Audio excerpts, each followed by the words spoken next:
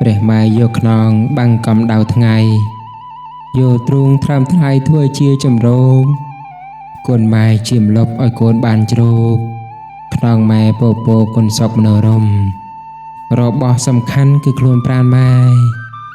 តែម៉ែបងវាយយកជាទំនំម៉ែខ្លាយព្យុះភ្លៀងចាញ់ខ្លាយកូនយំកូនរស់បានធំម៉ែលាចាក់កូនព្រះបងកើតកូនមានឈ្មោះថាឪមិនមែនព្រះនៅក្នុងឋានសូគី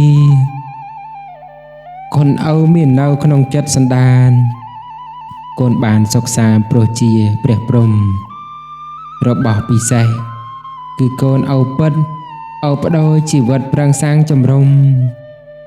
ឪប្រឹងធ្វើការនៅហត់ប៉ុនភ្នំតែសុខមនោរមរកឃើញមកកូនម៉ែសំរានកូនម៉ែអោខ្លាំងណាស់ចិត្តតាំងសាច់សាចិញ្ចឹមកូនឪនើយយ៉ាងណាបាត់មិត្តសូនពេលនឹកដល់កូនចិត្តប្រាច់នៅ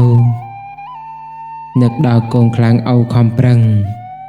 សម្លឹងកេកាចិត្តជាប់នៅកូនអើយថ្ងៃនេះឪទុកជ្រៅព្រោះលឺកូនទៅញៀនថ្នាំម៉ាដំណឹងនេះកាយអាក្រក់ណាស់ដូចមច្ចរិតឆក់ផ្ដាច់សង្ខារកូនមាសឪពុកសូមមេត្តា